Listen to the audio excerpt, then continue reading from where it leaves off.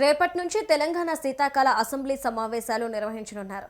ఈ నేపథ్యంలో BJP chief Ramachandra Rao నేతృత్వంలో ఎమ్మెల్యే ఎమ్మెల్సీలు సమావేశమయ్యారు. అసెంబ్లీలో వ్యవహరించాల్సిన తీరుపై నేతలకు దిశానిర్దేశం చేశారని అంటున్న ఎమ్మెల్సీ అంజిరెడ్డితో మా correspondent Rajasekhar Chari face to face. మనతో పాటు బీజేపీ ఎమ్మెల్సీ అంజిరెడ్డి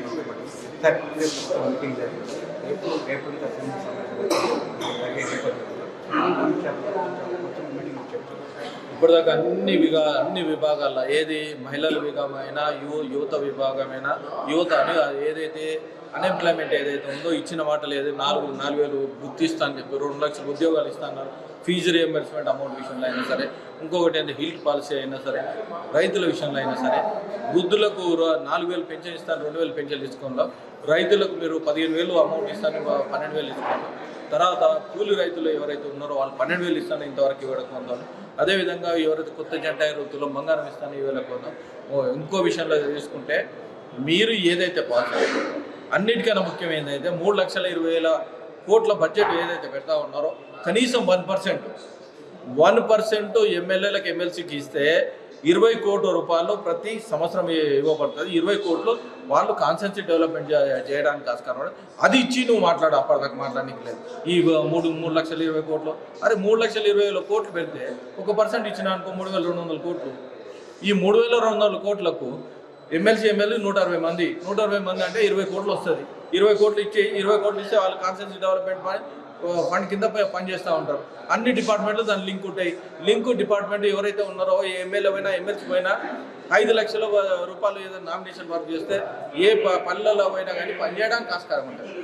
నువ్వు కనీసం ఎలక్టెడ్ ఎమ్మెల్యేలకు ఎమ్మెల్సీలకు ఎలక్టెడ్ వాళ్ళకు నామినేట్ వాళ్ళకు మీరు ఇది చేయకపోతే మీ ప్రభుత్వం ఉండి ఎంత లేకపోతే ఎంత, దీన్ని బట్టి ఆలోచించుకొని ప్రజాస్వామ్యం నడుస్తుందో దీన్ని బట్టి ఆలోచించుకోండి. కాన్స్టిట్యూన్సీ డెవలప్మెంట్ ఫండ్ ఇస్తేనే కాన్స్టిట్యూన్సీ డెవలప్ కావడానికి ఆస్కారం ఉంటుంది. ఓ స్కూల్లో ఏదైనా రేకులు పోతూ ఉంటాయి, ఓ టాయిలెట్స్లో బాగాలేకపోతాయి, ఇవన్నీ తీసుకుపోయి కనీసం ముఖ్యమంత్రి గారి దగ్గర వల్ల లేకుంటే సెక్రటరీ వల్ల ఈ పనిష్ పెట్టాలా ఆ పనిష్ పెట్టాలా. వీళ్ళు పనిచేయడం మేము డిమాండ్ చేసేది ఒకటి 3,20,000 కోట్ల బడ్జెట్లో 1% ఎమ్మెల్యేలకు ఎమ్మెల్సీకి 100% ఇవ్వాలని డిమాండ్ చేస్తాం. ఈ వాటర్ పైన కూడా ఈ ప్రధానంగా అసెంబ్లీ చర్చ ఉండబోతుంది.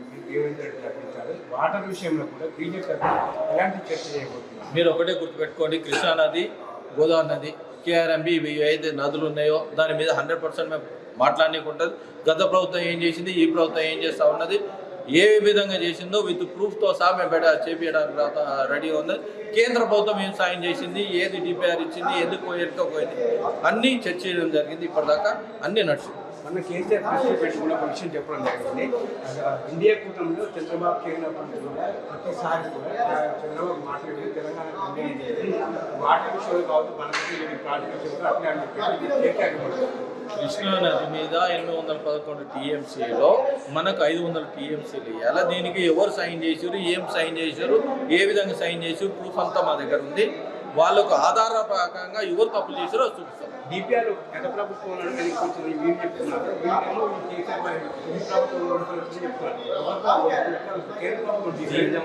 దీంట్లో ఒకటే అలొకేషన్ ఆఫ్ వాటర్ అయినప్పుడు పర్మిషన్స్ ఇల్లు కట్టుకోవాలంటే పర్మిషన్ వచ్చాక ఇల్లు కట్టుకోవాలి. నువ్వు పర్మిషన్ ఏడ తీసుకున్నావు, దీనికి పర్మిషన్ ఏ విధంగా వచ్చింది, హైడ్రో పర్మిషన్ ఏ విధంగా వచ్చింది, తర్వాత ఏది 3-4 పర్మిషన్స్ ఉన్నాయి. పర్మిషన్ వచ్చినాక నువ్వు డిపిఆర్ ఇచ్చినావు, వెనుకకు పంపించినప్పుడు దాన్ని లేదు తప్పులునే చూసుకొని దాన్ని సబ్మిట్ చేసే బాధ్యత ఉంది. ఎందుకు సబ్మిట్ చేయాలి మీరు, దాన్ని బట్టి ఆలోచించి మాట్లాడాలి. చివరిగా ఫోన్ ట్యాప్ విషయంలో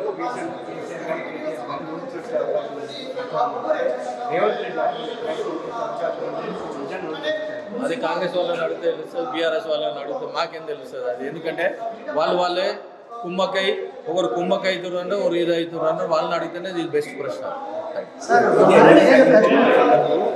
ఏదైతే రాష్ట్ర ప్రభుత్వం ఇచ్చిన హామీల విషయంలో అధికారంకి వచ్చిందో ఇచ్చిన హామీలన్నీ కూడా నెరవేర్చే వరకు బీజేపీ అసెంబ్లీ కోరుకుంటుంది. అలాగే కృష్ణా గోదావరి సంబంధించిన జలాలపైన కూడా బీజేపీ తగిన ప్రణాళికతో ముందుకు ఎమ్మెల్సీ అంజిరెడ్డి చెప్తున్న సందర్భం విజయ్తో రాష్ట్ర